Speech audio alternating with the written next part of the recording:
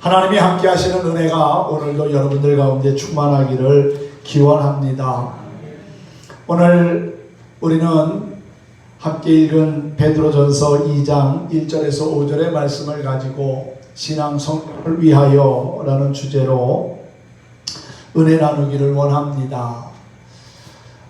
베드로전서는 예수님의 제자인 사도 베드로가 소아시아에 흩어져 있는 모든 그리스도인들에게 쓴 첫 번째 편지입니다.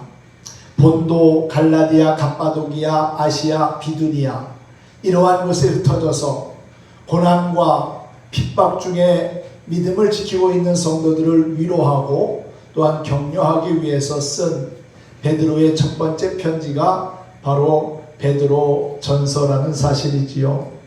시련과 고난이 축복의 기회가 되도록 더욱더 하나님의 말씀에 바로 설 것을 권면하고 있습니다.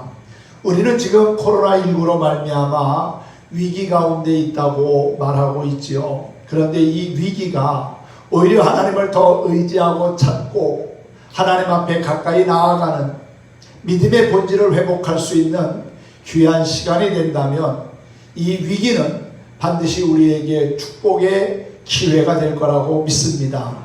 우리의 삶을 반전시키시는 하나님, 우리의 삶에 놀라운 역전을 이루시는 그 하나님, 그분은 지금도 살아계신 나의 하나님이라는 사실이지요. 그 사실이 믿어지기를 소망합니다. 생명 있는 모든 존재는 자라게 되어 있습니다. 자라는 것이 정상이지요. 자라야 할 때 자라지 않는다면 그것도 큰 문제입니다. 정상적으로 잘 자라는 것이 얼마나 큰 은혜이며 복인지 모릅니다. 아이들도 시간이 지나면서 키가 자라고 지혜가 자라고 또한 좋은 성품이 형성되어 성장한다면 부모의 마음도 기쁠 겁니다. 마찬가지로 하나님께서도 하나님의 자녀인 그리스도인이 하나님의 말씀과 사랑 안에서 건강하게 잘 자라기를 원하신다는 겁니다. 육신이 성장하는 것도 중요하지만 마음과 신앙이 믿음이 자라는 것도 참으로 중요한 일입니다. 믿음과 행함이 일치하는 성숙한 신앙의 길을 걷기 위해서는 나를 붙잡고 있는 옛 생활의 습관들을 버려야 합니다. 정리할 건 정리하고 끊을 건 끊고 버릴 건 버리면서 하나님 앞에 살아갈 때 우리의 믿음과 신앙은 자라서 열매를 맺고 또한 선한 영향력을 끼칠 거라고 믿습니다. 에베소서 4장 22절 이하에 보면은 너희는 유혹의 욕심을 따라 썩어져가는 구습을 따르는 옛사람을 벗어버리고 오직 너희의 심령이 새롭게 되어 하나님을 따라 의와 진리의 거룩함으로 지으심을 받은 새 사람을 입으라 그랬습니다. 하나님의 사람으로 다듬어지고 변화되어지는 모습 그냥 되는 게 아닙니다. 그냥 신앙생활 오래 했다고 해서 그렇게 하나님의 사람으로 다듬어지고 성장하는 것은 아니라는 겁니다. 그럼 어떻게 해야 우리가 하나님이 기뻐하시는 온전한 믿음을 가지고 성장하는 그리스도인이 될 수 있을까요? 그것은 바로 온전한 예배 생활을 통해서 이루어진다는 겁니다. 여러분, 우리의 예배가 하나님이 기뻐하시는 산 예배가 되어야 할 줄로 믿습니다. 똑같은 시간에 똑같은 장소에서 똑같은 말씀을 들으면서도 은혜 받고 또한 기쁜 마음으로 돌아가는 이가 있는가 하면 그렇지 못한 이도 있습니다. 성공적인 예배자가 있는가 하면 성공적이지 못한 예배자도 있다는 겁니다. 창세기의 가인과 아벨의 모습을 우리가 보지 않습니까? 동시대에 살았습니다. 형제입니다. 그런데 하나님은 아벨의 제사는 받으시고 가인의 제사는 받지 않았습니다. 그것을 히브리서 기자는 믿음으로 해석하고 있지요.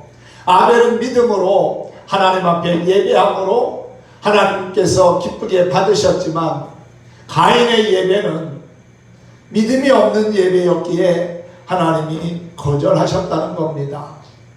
그러므로 우리는 하나님이 기뻐하시는 예배자, 성공적인 예배자가 되기 위해서 무엇보다도 하나님의 말씀 가운데 바로 서고 죄악된 것을 멀리하며 주의 뜻을 따르기를 힘쓰는 믿음의 결단을 가져야 될 것입니다.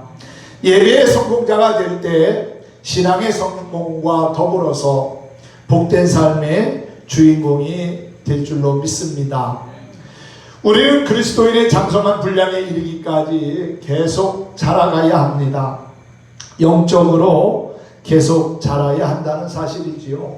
그런데 안타깝게도 모든 사람이 다 잘 자라는 것은 아닙니다. 우리의 믿음의 성장을 방해하는 요소들이 얼마나 많이 있는지 모릅니다.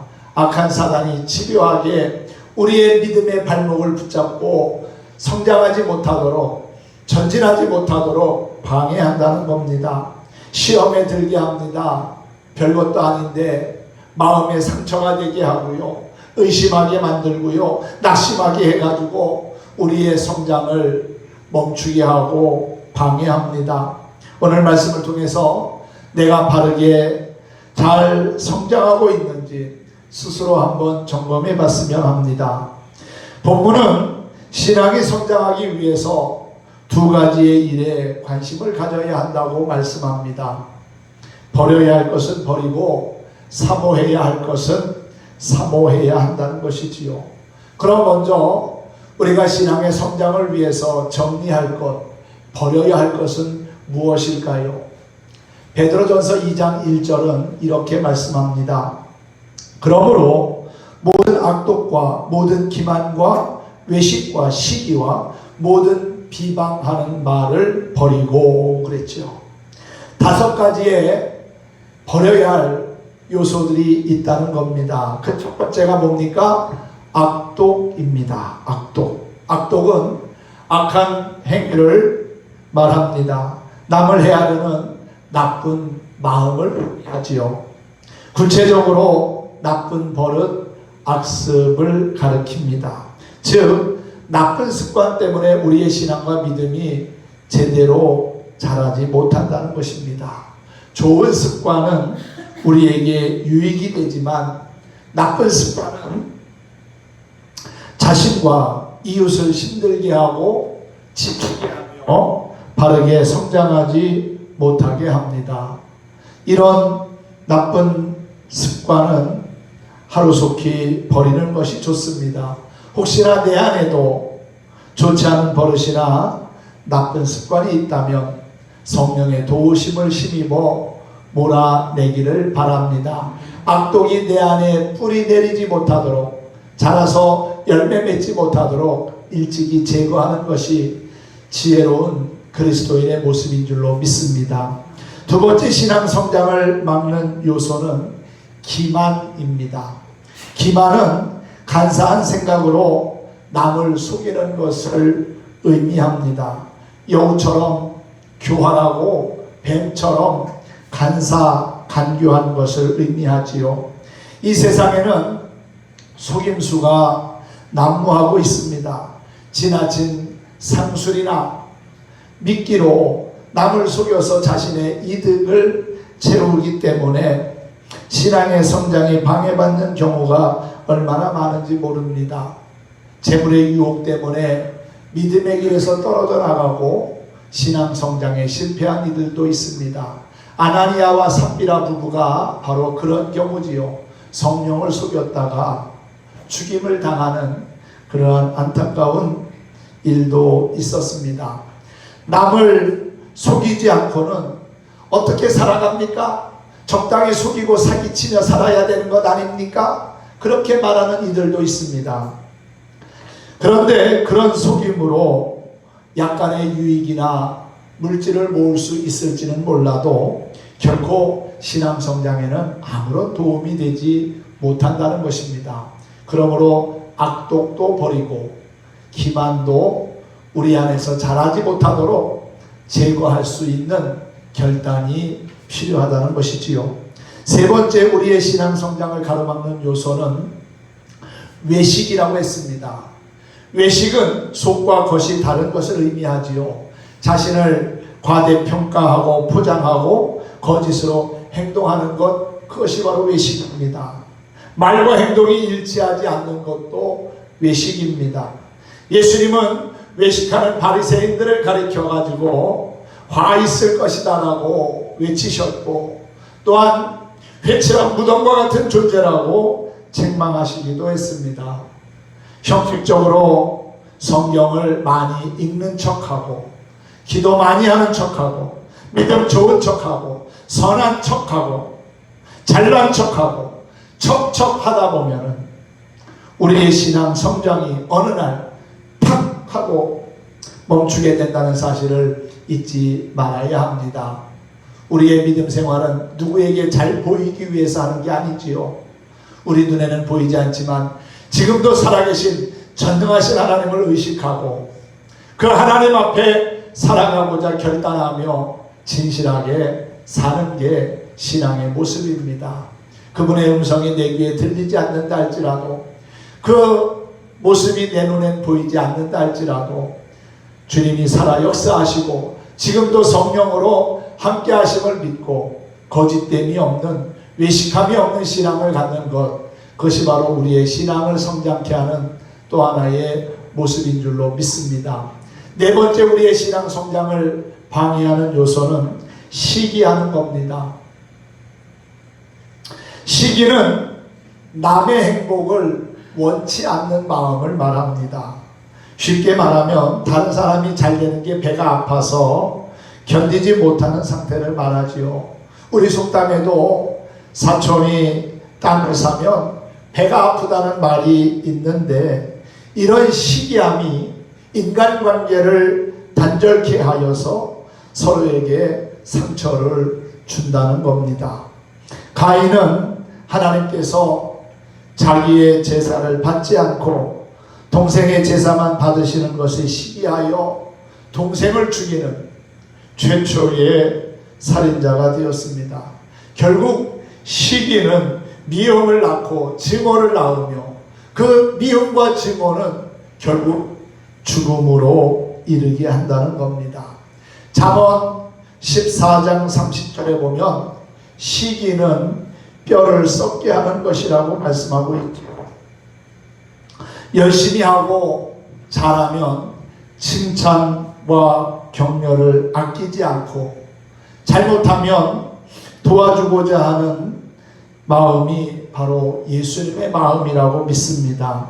시기하는 마음이 내 안에 자리 잡지 못하도록 일찍이 제거할 수 있는 결단이 우리 안에 있기를 소망합니다. 할렐루야. 마지막으로 신앙 성장에 방해되는 요소, 비방입니다.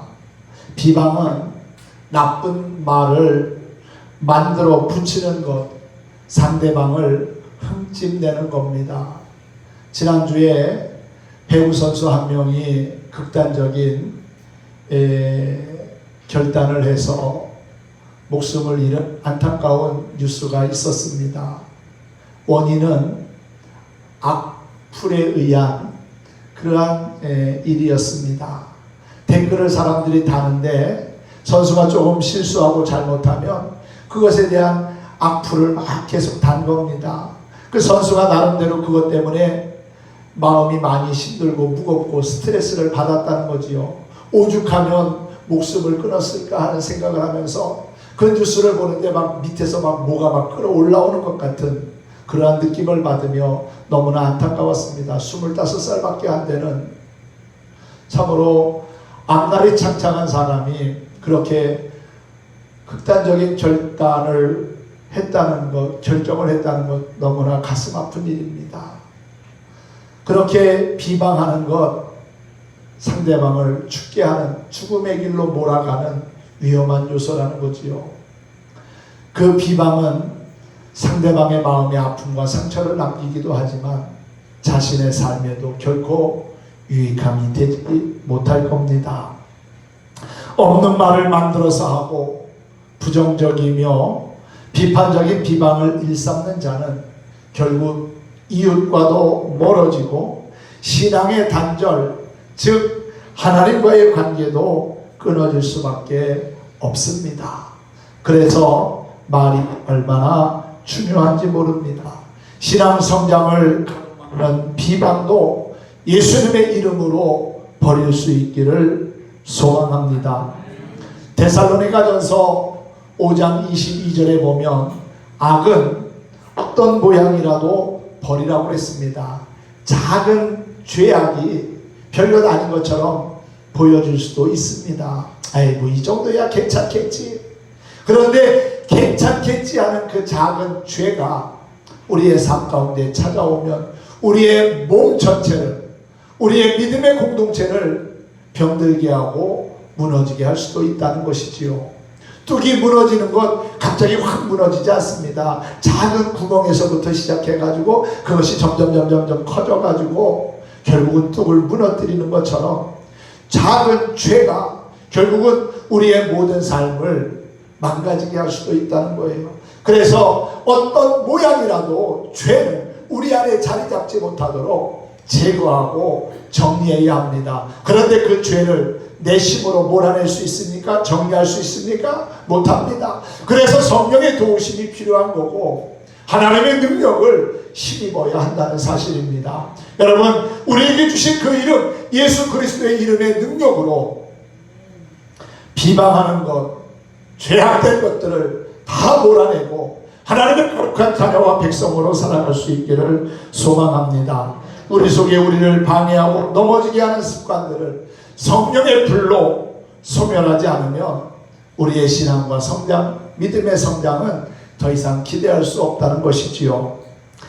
신앙의 건강한 성장을 원하십니까? 그렇다면 우리 안에 자리 잡고 있는 악독, 기만, 외식, 시기, 비방, 이러한 요소들을 정리하고 버리셔서 행복한 성도, 성장하는 그리스도인이 될 수 있기를 예수님의 이름으로 축복합니다. 그럼 여러분, 신앙 성장을 위해서 우리가 사모해야 할 것은 무엇일까요? 오늘 본문 말씀 2절을 보면은 갓난 아기들 같이 순전하고 신령한 젖을 사모하라고 했습니다. 즉 하나님의 말씀을 사모하라는 거예요. 버릴 것은 버리고 하나님의 말씀을 사모하는 믿음을 가지라는 겁니다. 좋은 음식을 먹어야 건강이 유지되고 잘 자라는 것처럼 영의 양식인 말씀을 우리가 기쁨으로 취해야만 우리의 믿음과 신앙이 성장한다는 사실입니다. 건강한 사람은 무엇을 먹든지 소화를 잘 시키고 잘 자랍니다. 여러분 모두가 육신적인 건강뿐만 아니라 영적으로도 건강케 되기를 소망합니다. 우리 믿음의 건강을 체크하는 4가지의 기준이 있습니다. 한번 그 기준을 여러분의 지금 신앙의 모습과 한번 좀 대입하셔가지고 비교해 보시고 내 신앙이 정말 하나님이 기뻐하시는 건강한 신앙으로 잘 자라고 있는지를 체크해 봤으면 좋겠습니다. 먼저 하나님의 말씀이 달게 느껴지는가 한번 여러분 생각해 보십시오. 시편 기자는 하나님의 말씀은 송이꿀처럼 달다고 그렇게 표현하고 있죠. 그런데 여러분, 하나님의 말씀이 정말 여러분에게 그렇게 달콤하게 느껴지십니까? 전혀 안 느껴지시는 것 같아요.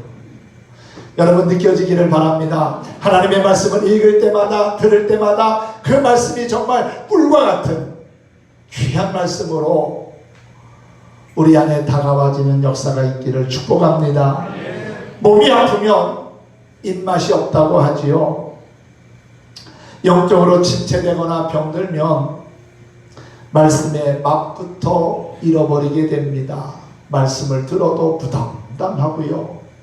은혜가 되지 않습니다.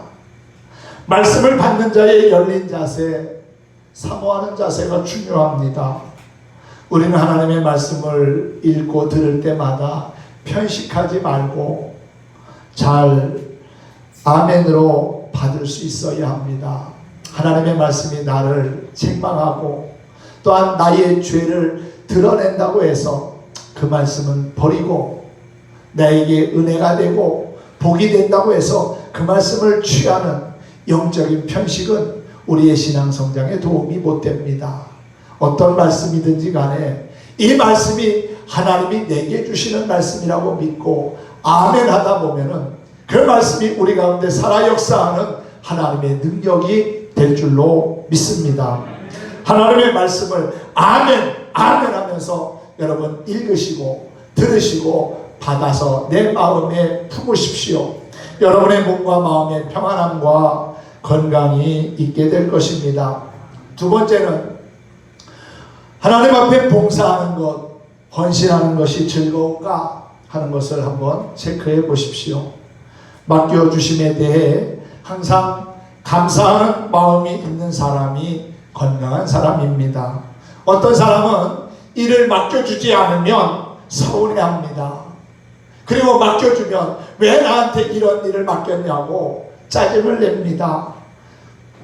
그러나 영적으로 건강한 사람은 일을 함에 있어서 기뻐하고 감사합니다. 하나님, 제가 뭔데 저 같은 죄인에게도 주의 일을 감당할 수 있도록 은혜 베푸시고 사명 주셔서 감사합니다. 주님 맡겨주신 일 충성되게 감당할 수 있도록 도와주옵소서. 여러분, 이렇게 고백할 수 있는 사람이 영적으로 건강한 사람 아니겠습니까? 주님의 일에 짜증내는 사람은 뭔가 문제가 있고 병든 사람입니다. 이름도 없이 빛도 없이 누가 알아주지 않는다 할지라도 하나님이 내게 주신 일에 대해서 감사하고 최선을 다하여 감당하고자 하는 마음이 있다면 그 사람은 건강한 믿음을 갖고 있다는 겁니다.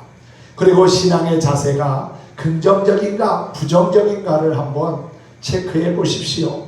영적으로 건강한 사람의 특징 가운데 하나는 모든 것을 긍정적인 시각으로 바라본다는 겁니다. 매사를 긍정적으로 봅니다. 긍정적인 사람은 참 평안하시군요. 행복해 보이십니다 라고 하면 고맙습니다. 감사합니다. 당신도 행복해지면 좋겠습니다. 그렇게 기쁨으로 인사하고 받아들입니다. 그런데 부정적인 사람은 어떻습니까? 칭찬해줘도요 삐딱하게 듣습니다. 잘 들으려고 하지 않고요 오히려 꼬투리 잡아가지고 더 문제를 크게 만들고 확대하려고 합니다. 여러분, 가정이나 교회나 사회나 부정적인 사람이 많으면 될 일도 안 됩니다. 그런데 긍정적인 사람이 많으면은요 큰 역사들을 이룹니다. 할 수 있다 하면 해보자. 된다. 긍정적인 생각을 가지고 함께 하다 보면은 어려운 일도 이겨나가고 극복해 나갑니다. 그런데 할 수 없다, 해보나 마나다, 지난번에 했는데 안 됐는데 또 안 될 게 뻔한데 자꾸만 부정적인 생각에 사로잡혀 있으면 될 일도 안 되고 시도도 안 하게 됩니다. 시도도 안 하니까 되겠습니까? 사랑하는 성도 여러분, 마음에 들어있는 것이 다르기 때문에 다르게 표현할 수밖에 없는 것 같습니다. 세상에 안 될 일도 되게 하는 사람이 있고요. 또한 될 일도 안 되게 하는 사람이 있습니다. 여러분은 어디에 속합니까? 긍정적이고 적극적이고 창조적인 사람들이 되었으면 합니다. 그런 사람이 신앙적으로 건강하고 잘 자라서 주변 사람들을 기쁘게 하고 유익하게 한다는 사실이지요. 마지막으로 우리가 하나 더 체크할 것은 전도의 열정이 나에게 있느냐 하는 것을 한번 여러분 체크해 보십시오. 정상적인 사람은 은혜를 받으면 자랑하고 싶은 마음이 듭니다. 세상 사람들도 그렇잖아요. 사업이 잘 돼가지고 많은 물질이 생기면 자랑하고 싶어 합니다. 자식이 잘 되면 자랑하고 싶어 합니다. 취업이 되고 좋은 직장에 들어가고 또한 승진하고 모든 것이 평탄하고 형통하면 그것을 자랑하고 싶어 하는 것이 일반 사람들의 모습이잖아요. 우리 그리스도인들도 자랑할 것을 자랑해야 합니다. 내가 예수 믿고 구원받고 하나님의 자녀가 된 것, 내가 믿음 생활을 통해서 하나님으로부터 받은 은혜와 구원의 기쁨과 감격, 그것을 자랑하는 것이 전도지요. 뭐 꼭 교회 안에 데리고 와야만 전도가 아니라 내가 만난 예수님, 내가 체험한 그분을 기쁘게 자랑스럽게 이야기할 수 있는 게 전도입니다. 거기까지 우리가 하는 겁니다. 그 다음에 일은 하나님이 하실 거라는 사실이지요. 전도는 내가 경험한 믿음의 모습들, 내가 만난 그 주님을 증거하고 자랑하는 겁니다. 여러분, 예수님을 자랑할 줄 아는 사람, 건강한 사람이지요. 영적으로 건강한 사람입니다. 사랑하는 성도 여러분, 예레미야서 20장 9절에 보니까 이런 말씀이 있어요. 내가 다시는 여호와를 선포하지 아니하며 그 이름으로 말하지 아니하리라 하면 나의 마음이 불붙는 것 같아서 골수에 사무치니 답답하여 견딜 수 없나이다. 예레미야 선지자가 고백한 겁니다. 전도하지 않으면, 하나님을 자랑하지 않으면 마음이 답답하고 하나님께 죄송하고 부담스러워 견딜 수 없는 마음이라는 거지요. 사랑하는 성도 여러분, 우리에게도 이 같은 마음이 있으면 좋겠습니다. 영혼을 사랑하는 마음이 내 안에 불릴 듯 일어나서 그 주님을 자랑하지 않으면 뭔가 껄끄럽고 또 답답하여 견딜 수 없는 그러한 마음의 모습들이 있었으면 합니다. 영적으로 건강한 사람은 하나님의 말씀을 잘 먹습니다. 봉사하기를 즐거워합니다. 모든 일에 긍정적이고요. 전도의 열정이 넘칩니다. 신앙의 건강미가 넘치는 사람이 하나님이 기뻐하시는 사람인 줄로 믿습니다. 앞에서 말씀드린 5가지 악독, 기만, 외식, 시기, 비방하는 죄된 모습들을 버리고 이제 순전하고 신령한 것을 사모하기 힘쓰는 저와 여러분이 되었으면 합니다. 성도가 죄악을 끊지 못하고 살면 자연히 말씀에 대한 욕구가 사라지게 됩니다. 이미 악독을 먹어서 쓸모없는 것으로 배부르기 때문이지요. 말씀을 먹지 못하니 하나님의 은혜를 맛볼 수가 없습니다. 하나님의 은혜를 맛보지 못하니까 계속 죄악된 것에 머무를 수밖에 없다는 사실입니다. 그러므로 구원에 이르도록 성장하기 위해서는 소극적으로는 죄된 것을 버리고 적극적으로는 순정하고 순전하고 신령한 것을, 하나님의 말씀을 사모해야 한다는 것이지요. 오늘 2절 말씀을 다시 한번 제가 읽어드립니다. 갓난 아기들같이 순전하고 신령한 것을 사모하라. 이는 그로 말미암아 너희로 구원에 이르도록 자라게 하려 함이라. 순전하고 신령한 젖을, 하나님의 말씀을 사모해야 할 이유는 바로 우리가 구원의 온전함을 이루기 위함이라는 사실이지요. 사람들이 버림받은 그 예수 그리스도, 산돌이신 예수 그리스도가 우리에게는 보배가 되시고, 우리도 산돌같이 신령한 집으로 세워지고 예수 그리스도로 말미암아 하나님이 기쁘게 받으실 신령한 제사를 드린 거룩한 제사장으로 살아가는 것, 그것이 참된 그리스도인의 모습이라고 사도 베드로는 증거하고 있습니다. 여러분, 순전하고 신령한 젖은 변질되지 않은 순수한 하나님의 말씀을 가리킵니다. 순전은 기만과 반대되는 요소이지요. 속임이 없는 순수한 것이 순전입니다. 이물질과 섞이지 않은 것이지요. 그리고 허위나 가식이나 속임수가 없는 것을 의미합니다. 말씀에 대한 갈망은 그 사람이 거듭났다는 것을 간접적으로 보여줍니다. 혹시 여러분은 하나님의 말씀을 갈망하기보다 세상적인 것들을 더 갈망하고 살아가고 있지는 않습니까? 그것이 영적 건강의 척도입니다. 병든 아이는 젖을 제대로 먹지 못합니다. 마찬가지로 신앙이 병들면 말씀이 잘 내 마음에 와닿지 않습니다. 말씀에 맛이 없습니다. 식욕을 잃은 사람은 음식이 입에 당기지 않지요. 말씀에 관심이 없고 모든 것이 귀찮습니다.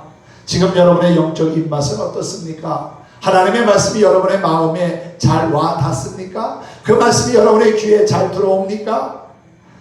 여러분 말씀에 대한 사모함이 있기를 축복합니다.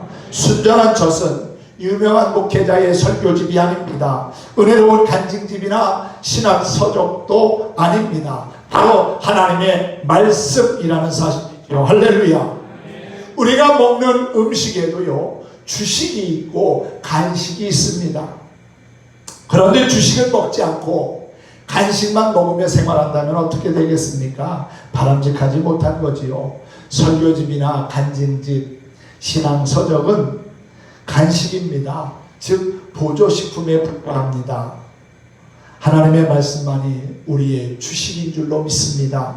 디모데후서 3장 16절 이하에 모든 성경은 하나님의 감동으로 된 것으로 교훈과 책망과 바르게 함과 의로 교육하기에 유익하니 이는 하나님의 사람으로 온전케 하며 모든 선한 일을 행하기에 온전케 하려 함이라 그랬습니다. 하나님의 말씀은 우리의 삶 자체를 온전케 하는 능력이 있습니다.